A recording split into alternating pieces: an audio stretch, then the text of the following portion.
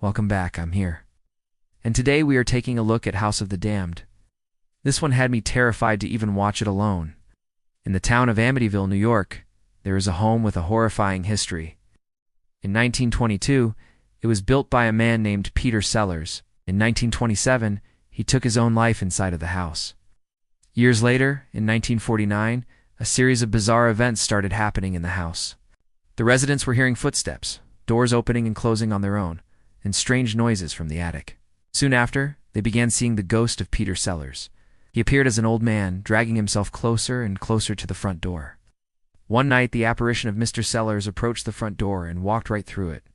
The next day, the police found his skeleton in the basement. After this, it sat abandoned until 1975, when George and Kathy Lutz purchased the house for their family of 7. The children said they heard voices calling them from the closet, scratching and clawing at the doors and windows. When they would turn around, the apparition was gone. They also witnessed the same ghost of Mr. Sellers walking through the walls and floorboards. The supernatural activity continued to escalate until December 1975, when the family fled the home and never returned. The story was written about in Reader's Digest, and then turned into a movie called The Amityville Horror. It inspired another film called The Amityville Murders. So what we're watching tonight is loosely based off of real events. But it's not directly related to any of those stories I just told you. We meet John and Helen. They have 2 kids, and they've moved into a new house. You know, the usual cheesy move-in montage. We see some of the neighbors glaring at them angrily, which doesn't really make sense since they're just moving in. Why are they already angry? Who knows? Maybe the neighborhood has some secrets that they don't want the new people to find out.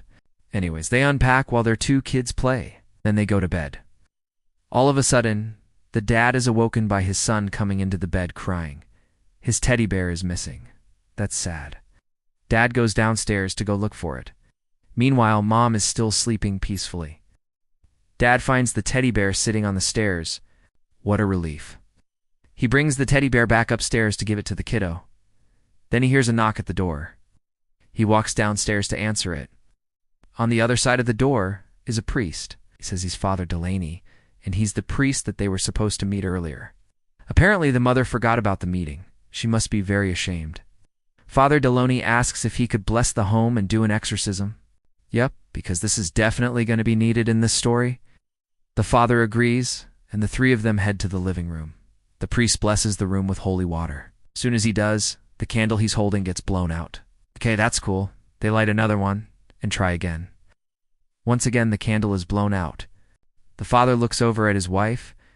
She's completely awoken now and is freaking out. Yeah, this isn't going too well. The priest tells them that they should leave and come back tomorrow so he can continue the ritual. Mom's like, hell no. She wants him to leave. He leaves. The next morning, Dad decides to take matters into his own hands. He heads into the basement to find the source of the evil, or maybe he's just down there to fix a pipe or something. But anyways, the second he steps foot into the basement, all the lights turn on by themselves. Cool. He decides to explore further. He walks deeper into the basement. There's some coffins down here. Neat.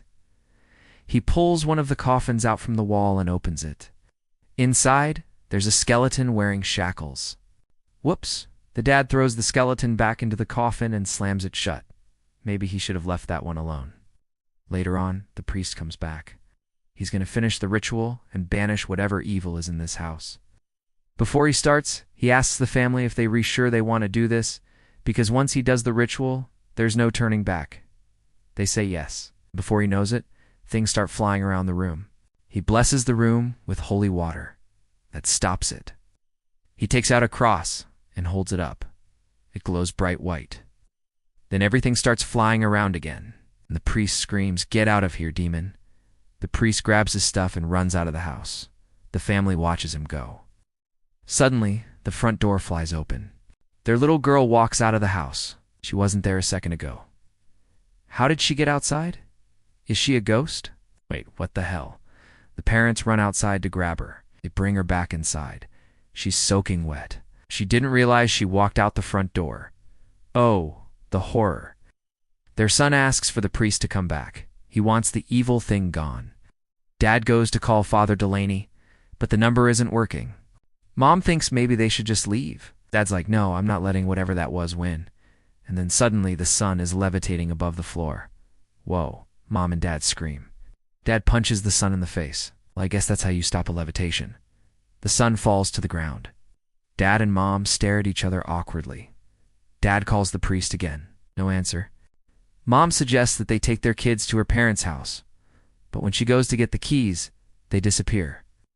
Did they just spontaneously combust? I mean, you gotta be kidding me. This makes no sense. She freaks out, and Dad punches her in the gut. This guy is clearly a fan of punching. People go back into the son's room. He's laying on the floor. Dad tries to wake him up. He's dead. No. Oh my God. I actually thought that that was the end. But no, somehow it's worse than that. Dad goes to pick up his son's body and drag it out of the house. But the moment he touches the body, he starts floating upwards. And then his wife walks in and he's sucked right into the wall. Into the wall. What? How? The mother screams. Then she gets sucked into the wall too. Great, now it's just me. What are your thoughts? Let me know in the comments below. I love hearing your thoughts. If you enjoyed this one, please hit that like button. It really helps out, and consider subscribing. I try my best to make these videos as awesome as possible, and I'd love to have you along for the journey. Thank you so much for watching. I'll see you next time.